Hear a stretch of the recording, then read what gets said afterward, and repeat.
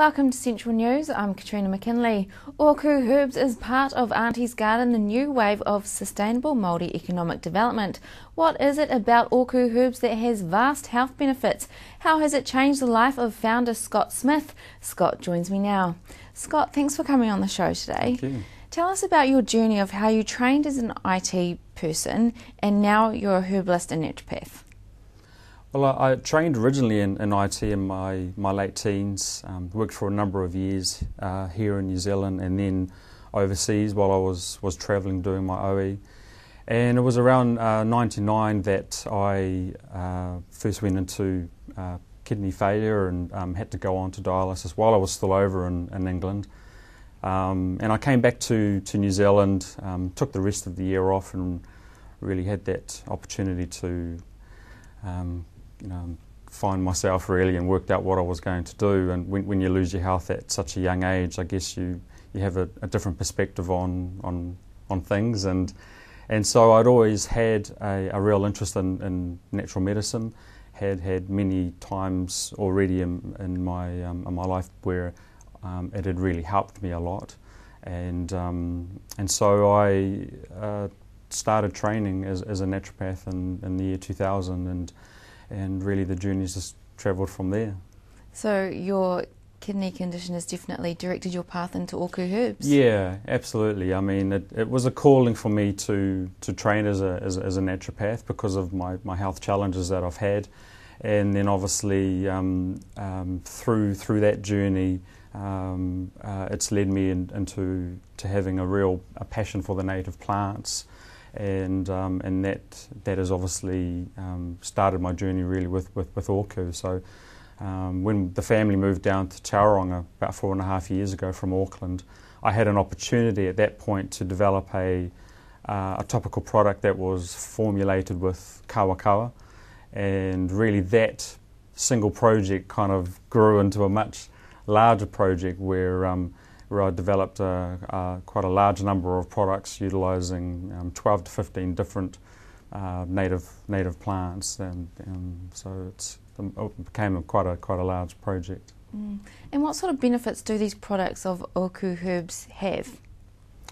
Well, really wide ranging really. I mean, what we decided to do is, when I said that there was a large product range that we developed, we decided to actually narrow things down a little bit when we first launched onto the market. And so we focused on, there's a tea range, there's a sparkling beverage range, there's other products like there's a cough and cold syrup, there's a winter tonic, but the tea range is kind of the foundation of the range. And that is primarily built around the herb kawakawa, with some other natives like hoheria in there as well.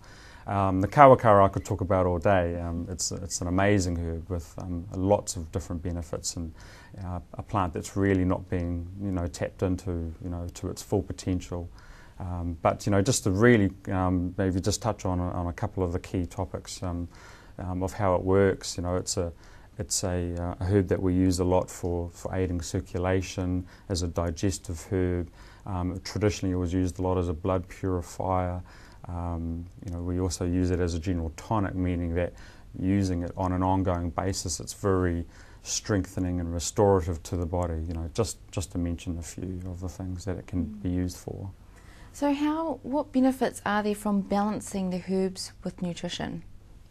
Well, to sort of answer that question, I guess you go back to some of the basic foundation principles of naturopathic medicine, of where I originally trained in, and that we're looking at not just treating the symptoms of the body, but actually understanding some of those underlying reasons why the body has got out of balance, and it's looking at restoring, balancing, nourishing, strengthening, the body, and that's really, really what the herbs and nutrition do. I mean, even when you look at single minerals, if you remove a single mineral out of the body, so many things will go out of balance.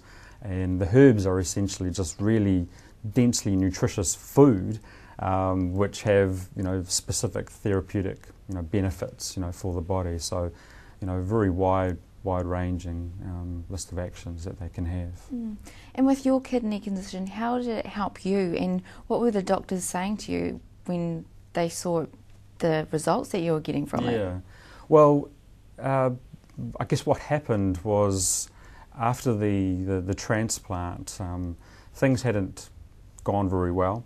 I was in hospital for about 3 months, and at the time that I was discharged, the predictions from the doctors were that the transplant probably would only last for about another 6 months. So it wasn't a very good prognosis, and it was obviously something that I didn't really want to accept. And so once I got out of hospital, I took responsibility for my health really, and utilised a lot of the herbs, nutrients, and different complementary therapies, and I guess the noticeable thing was that my health got a lot better. I was able to return to work, but the really interesting thing was they were monitoring my kidney function regularly with blood tests, and what we saw with the blood tests was the kidney function stabilising, and there was no denying that, and I ended up getting about 6.5 years out of that kidney, which was obviously far more than what any of the doctors were predicting at the time. So, I understand you're now part of Auntie's Garden. Can you tell us about what Auntie's Garden is and how it is helping Maori entrepreneurs? Sure. Well, it's essentially creating a network for everything from primary producers of food from the land, from the waters, from the sea, as well as added value type products, which is obviously where Oku fits in. But it's essentially creating this network for people to be able to sell our products, but there's also some key philosophies of tikana, which is looking at the sustainability, which is obviously a key thing for Oku, and also looking at like the restoring of the land, which is something that Oku is really passionate about, restoring it, looking at the growing of the native plants, and looking at creating a resource for future generations and that. So some of the key things that Auntie's Garden is involved with, and it's a really good match for us. That's awesome. Thanks, Scott, for coming on the show and telling us all about Oku herbs and how it has helped you. Thank you so much. After the break, it's that time of the evening to find out what is happening with Bay of Plenty Rugby.